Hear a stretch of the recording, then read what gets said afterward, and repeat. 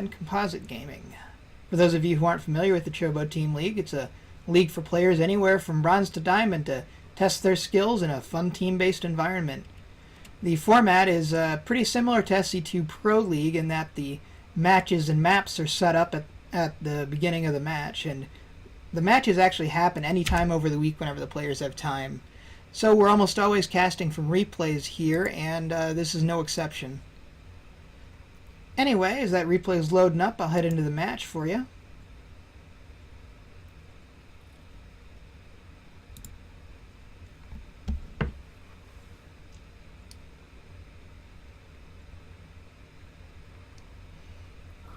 Here we are on Polar Night. Spawning in our lower location on Polar Night, we have as our blue Protoss, DonJimbo for Team Unrivaled Gaming. And spawning up in the north for Team Composite, we have BlizzFreak. It's our red Terran.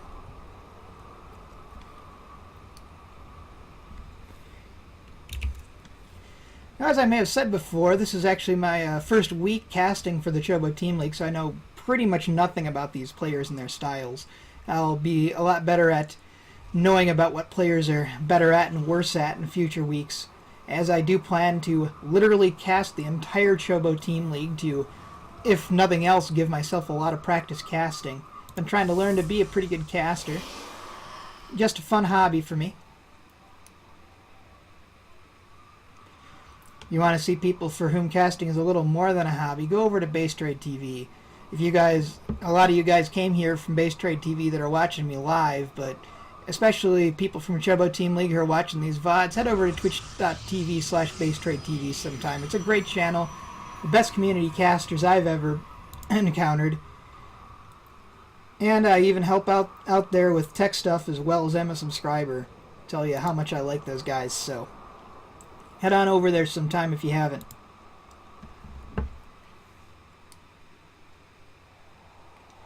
So we have DonJimbo sending a sneaky probe over here, which, that's almost gotta be cheese, man. There's no other reason to hide a probe over here. It's gonna be a proxy pylon since you got a gateway coming up. Might see like a Dark Templar build out of him or something. Got 2 gases on the way already for him.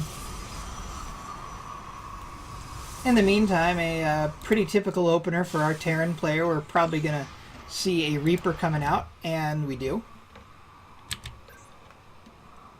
Yeah, looks like a pretty typical Reaper expand from our Terran.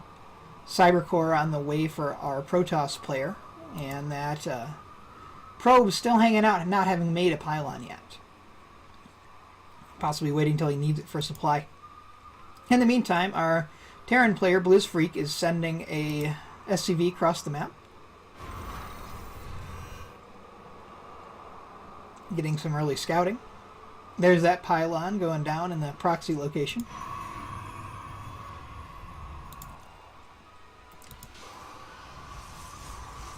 So that SCV isn't going to see anything that odd out of the Protoss base at this moment. See the Cybercore just finishing, 2 gases and everything else. 2 gases with 3 probes in each might be a little bit odd, but he's probably not quite sure what he's looking at yet.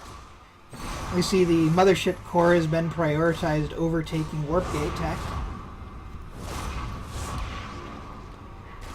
And that first Reaper has also arrived, but that mothership core is going to be able to chase it down pretty good.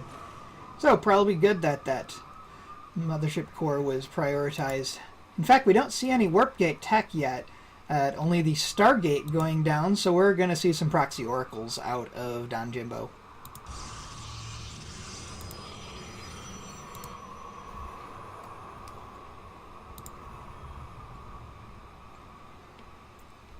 SCV still hanging out in the base trying to get more of a scout on to see what he can see, but he's not really going to see much. In fact, he's taken down by the mothership core.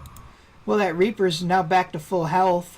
Not sure what he's going to try to do with it with that mothership core there. The Reaper's probably not going to be all that successful at actually killing probes, but at the very least he can probably get a lot of good scouting done. That probe heading away from the proxy location as we do have that first oracle on the way for DonJimbo. Yep, that Reaper has headed into the base to try to get more scouting done. Sees not very much, but by this point he probably got to suspect something's up. And he does know that that second base is on the way, but there's been a lot of gas and he hasn't seen any evidence of gas use, so he probably has a good idea, although he hasn't built any turrets or anything, so this Oracle's getting pretty good success. 6 worker kills already, one of them being that early SCV scout, but the other, well, now 7 kills and 6 of them from this Oracle. And now another worker kill that was building that, so bringing the Oracle's kill count up to 8. And it still gets out with almost its full health while having lost its shields. So, pretty successful Oracle. In the meantime, we have the Reaper hanging out way up here.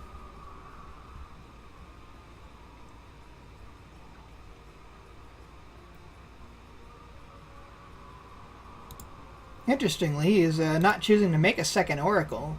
With the first Oracle being that successful, I would suspect we'd see a second Oracle out of our Protoss player, but instead we see 2 Forges, Warp Gate, and a Sentry coming behind this. In the meantime, it looks like the Reaper's actually scouted the proxy location.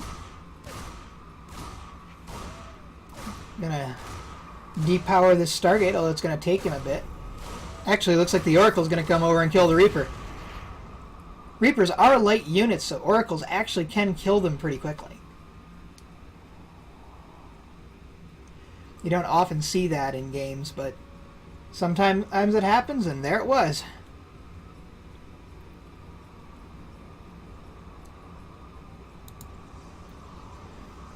In the meantime, we see +1/+1 coming down for our Protoss player, as well as the typical bio upgrades for our Terran player, Stimpack and Combat Shield, both on the way, as well as +1 infantry weapons. No armor yet, at only having 1 engineering bay, I believe. Yep, only doing 1 eBay instead of 2. Which means our Protoss player is probably going to have a pretty significant upgrade lead. And with that supply lead of 17 almost entirely in workers, it's looking pretty good for our Protoss player at this point, with that Oracle having had the success that it did. The Oracle at the moment just hanging out by the proxy Stargate. Our Terran player does know where that proxy Stargate is, so we don't see anything else building out of it, but scan coming down from our Terran player, BlizzFreak. So DonJimbo send that Oracle back into the base and regain some energy.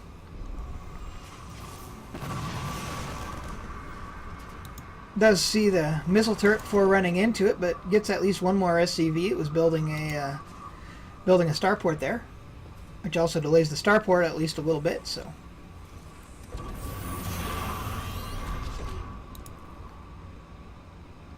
Still successful for no loss.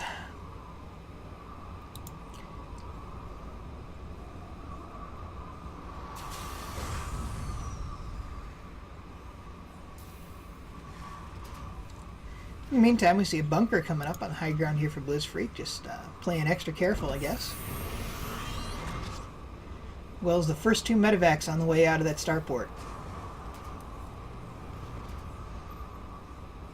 Our Protoss player is already researching 2211, having completed. And Charge is just about done, as well as a Templar Archives, so it looks like he's transitioning fully into Charge Lot Archon, I would wager. Actually salvages that bunker he just built. Not sure why he's going to build it and then salvage it like that. Maybe looking for some sort of aggression that didn't happen. In the meantime, it looks like he's going to move out on the map with his army, with that factory scouting up ahead of the army. Seeing that our Protoss player is pretty much nothing out on the map. Building another proxy pylon over here while the army moves forward. Looks like the army's actually sighted the Oracle's hiding spot and gets a free Oracle. And the stim was a little bit overzealous. He really didn't need to stim there, but that's okay. It's still a pretty good army knocking on the front door of our Protoss player.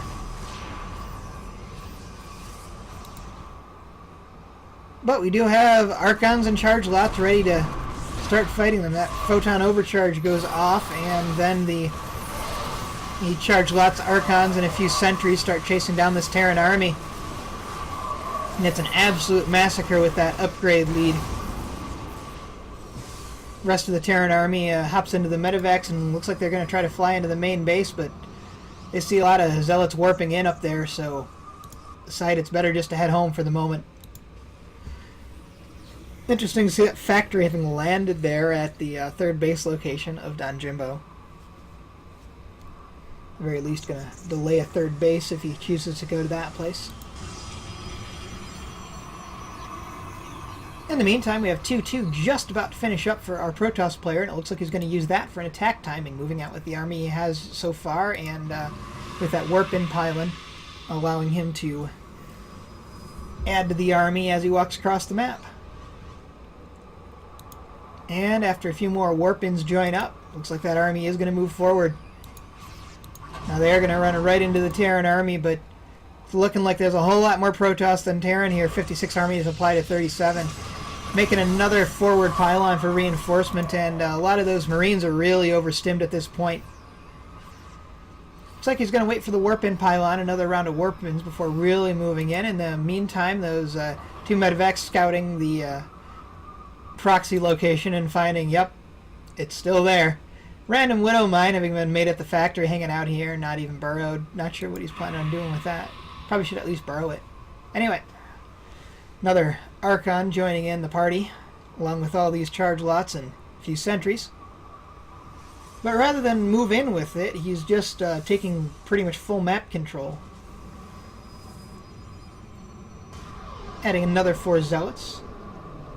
And now he's going to move in, having added those zealots.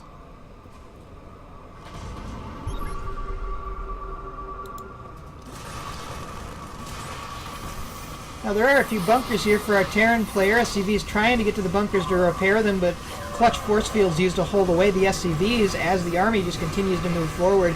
Now they're held back a little by their own force fields, but it did allow them to take down those 2 bunkers. And the army's going to pull back for a bit, adding another round of warp-ins for reinforcing as they choose to move forward again, taking down a few more of the Terran troops for free. Perhaps waiting for some shields to recharge before going forward once more.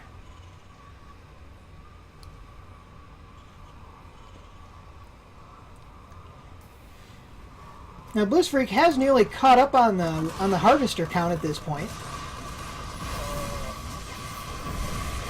But more harvesters does not help you in an army battle, at least not other than reinforcing, and it's looking like our Protoss player is a lot better army right now. Now there were some ghosts which got down a few EMPs, but the EMPs did not hit the Archons, and those are the units that it would have been important for them to hit. There were no High Templars to pull off any storms anyway, so the Archons would have been the biggest targets, and well, it just didn't hit, so looks like it's almost entirely Archons left here for DonJimbo, but looks like BlizzFreak has mostly held this, but is going to lose his natural. However, rather than destroying the natural, DonJimbo chooses to bring back his Archons, perhaps fearing losing them to the Terran forces about to spawn. But no, he does come back up and starts taking down everything at the natural. And the Terran army does come down to deal with these Archons in response. Now, Archons are not extremely tanky, so we probably should have waited just a little bit for those Zealots to join in. Now with those Zealots joining in and the Archons to throw on DPS, it's looking like this might actually be it for BlizzFreak. The supply tells the story. I mean, we've got an 80 supply lead now for our Protoss player. Yep, there's the end of the game. Not even a GG from BlizzFreak. I'm sure that was just accidental, though.